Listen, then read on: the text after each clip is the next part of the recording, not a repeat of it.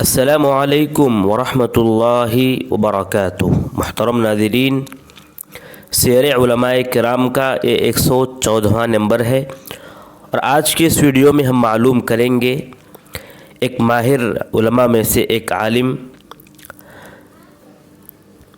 جن کا علم فرق اور مذاہب کے متعلق بہت وسیع تھا، اسلامی اور غیر اسلامی فرق اور مذاہب کو خوب اچھی طرح جانتے تھے۔ ان کی کتاب ایک موسوعہ کی طرح ہے جو فرقوں کے عقیدے اور ان کے آراء کے متعلق تمام معلومات فراہم کرتی ہے۔ وہ عالم ہیں ابو الفتح شہرستانی۔ کون ہے ابو الفتح شہرستانی؟ ابو الفتح محمد بن کریم عبد الکریم بن احمد الشہرستانی۔ شہرستانی نسبت ہے ان کے گاؤں شہرستان کی طرف جو خراسان میں موجود ہے۔ 470 پر 9 ہجری کو پیدا ہوئے۔ بچپن ہی سے علم کو حاصل کرنے کے شوقین تھے۔ اس شوق کو لے کر آگے بڑھتے گئے، حتیٰ کہ فقہ، اصول، کلام میں زبردست مہارت حاصل کیے۔ فقہ کو قاضی طوس احمد خافی شافعی کے پاس سے حاصل کیا۔ اصول اور کلام کو ابو نصر ابن قشیری سے حاصل کیا، اور ابو القاسم انصاری سے بھی اصول اور کلام کو انہوں نے پڑھا۔ حدیث کو علی ابو الحسن المدائنی سے حاصل کیا۔ 510 ہجری کو مکہ گئے حج کرنے کے لیے، وہاں سے بغداد سفر کیے۔ 3 سال تک وہیں بغداد میں رہے۔ آپ علم میں اس مقام کو حاصل کر لیے کہ آپ کے نام کے ساتھ امام بھی شامل کیا گیا، یعنی آپ کو امام لقب سے ملقب کیا گیا، بلکہ امام افضل یا فضل الدین بھی کہا گیا۔ سمعانی فرماتے ہیں کہ وہ امام تھے، فاضل تھے، متکلم تھے، اصولی تھے، ادب اور علوم مہجورہ کے ماہر تھے۔ امام ذہبی رحمہ اللہ فرماتے ہیں کہ اہل کلام اور حکمت کے شیخ تھے، کتابوں والے تھے، بہت زیادہ محفوظ رکھنے والے تھے، زبردست فہم رکھنے والے تھے۔ ابن تغری بردی فرماتے ہیں وہ علوم کلام میں مہارت رکھتے تھے اور اپنے عصر کے امام تھے، مختلف فنون اور علوم کے ماہر تھے، اور ان سے علماء کی ایک بڑی جماعت مستفید ہوئی۔ یاقوت الحموی فرماتے ہیں متکلم، فیلسوف اور کتابوں والے تھے۔ آپ کی کتابیں آئیے معلوم کرتے ہیں۔ آپ کی کتابوں کی تعداد 20 تک پہنچتی ہے، جن میں کچھ مطبوع کتابیں ہیں، کچھ مفقود کتابیں ہیں اور کچھ مخطوط کتابیں ہیں۔ مطبوعہ کتابوں میں الملل والنحل، نہایت الاقدام فی علم الکلام، ومصارعۃ الفلاسفہ۔ مخطوطہ جو آپ کی مخطوطہ کتابیں ہیں، ان میں رسالہ فی اعتراضات الشہرستانی علی کلام ابن سینا، المناہج فی علم الکلام، قصۃ یوسف، مفاتیح الاسرار ومصابیح الابرار فی تفسیر القرآن۔ مفقود کتابوں میں مناظرات مع الاسماعیلیہ، تاریخ الحکماء، تلخیص الاقسام لمذاہب الانام، الارشاد الی عقائد العباد۔ چونکہ آپ علم کلام کے ایک شیخ تھے اور شافعی اشاعرہ کے بڑے علماء میں سے ایک مانے جاتے تھے، تو ان کے متعلق یہ بات بھی کہی جاتی ہے کہ یہ باطنی عقیدہ رکھنے والے تھے یا یہ شیعہ تھے، جیسا کہ سمعانی فرماتے ہیں کہ ان کے اوپر یہ الزام ہے کہ وہ اسماعیلیہ کی طرف مائل تھے اور ان کی طرف دعوت دیتے تھے اور ان کی مدد میں رہتے تھے، اور فرماتے ہیں کہ ان پر الحاد کا الزام بھی ہے اور شیعہ غالی بھی ان کو کہا جاتا ہے۔ امام ذہبی رحمہ اللہ فرماتے ہیں کہ امام ان پر الزام ہے کہ وہ باطنی عقیدہ رکھتے تھے۔ ابن تیمیہ رحمہ اللہ بھی فرماتے ہیں کہ کہا جاتا ہے، قیل کہہ کر ابن تیمیہ رحمہ اللہ فرماتے ہیں، قیل کہا جاتا ہے کہ ان کی تفسیر ہے جو اسماعیلیہ مذہب پر ہے۔ ارسلان خوارزمی تاریخ خوارزم میں یوں لکھتے ہیں کہ وہ متفنن اور ذہین عالم تھے۔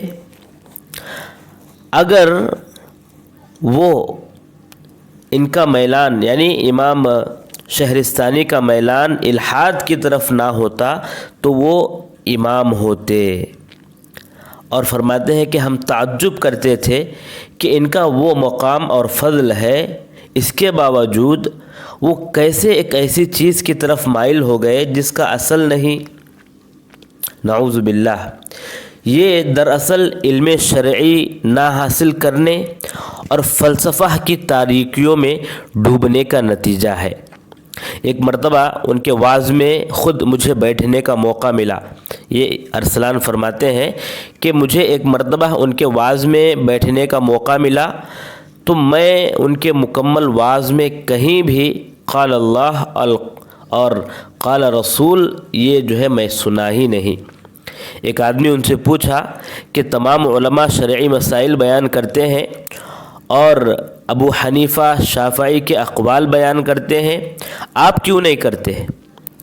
تو وہ فرماتے ہیں کہ آپ اور میں بنی اسرائیل کی طرح ہیں، آپ اور میں بنی اسرائیل کی طرح ہیں، سلوہ من و سلوہ جو ہے اتر رہا ہے اور ہم اس کو چھوڑ کر ثوم اور بصل کی فکر میں پڑے ہوئے ہیں۔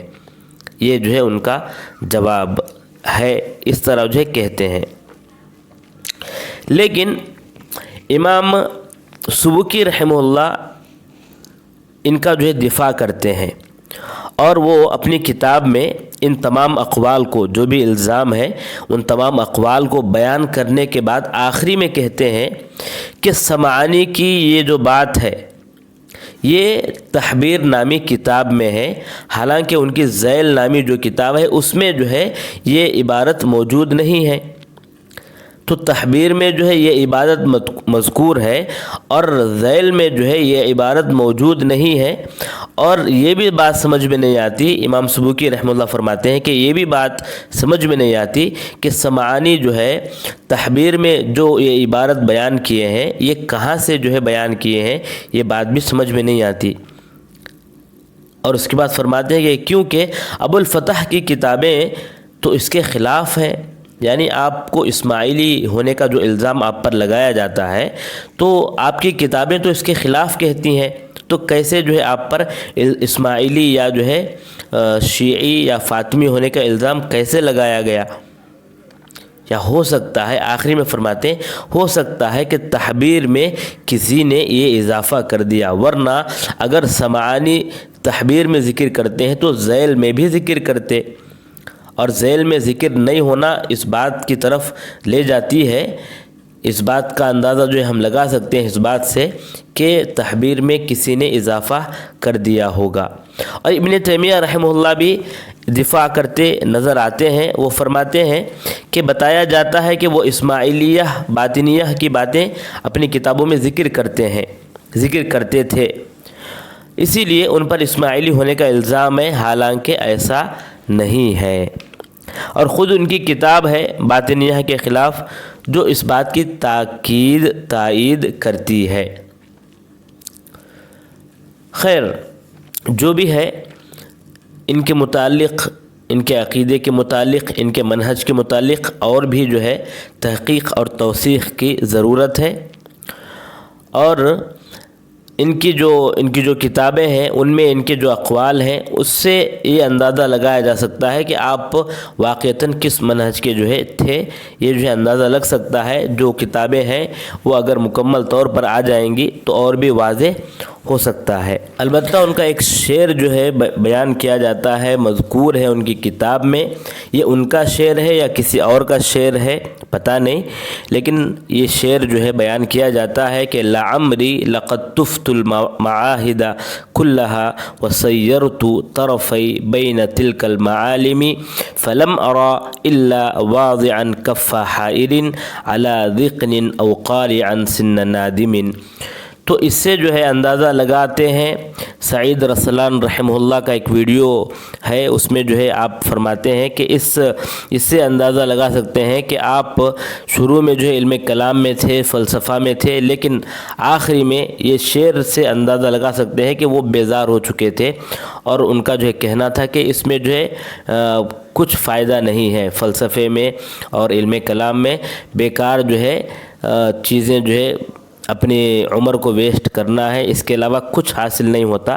اس طرح جو ہے سعید رسلان رحمہ اللہ فرماتے ہیں، حفظہ اللہ فرماتے ہیں۔ ان کی کتاب الملل والنحل کئی مرتبہ چھپ چکی ہے اور مختلف محققین نے اس کتاب پر کام کیا ہے۔ امام سبکی رحمہ اللہ تو یہ فرماتے ہیں کہ یہ کتاب اس باب میں میرے نزدیک بہترین کتاب ہے، اور ابن تیمیہ رحمہ اللہ فرماتے ہیں کہ بہت سے کتابوں سے آپ نے اس میں جمع کیا ہے اور اچھی طرح جو ہے آپ نے نقل کیا ہے۔ آخری بات یہ ہے کہ آپ کی وفات 540 پر 8 ہجری کو ہوئی۔ انا للہ و انا الیہ راجعون۔ اللہ تبارک و تعالی آپ کی خدمات کو قبول فرمائے اور آپ کو جنت الفردوس میں جگہ عطا فرمائے، آمین یا رب العالمین۔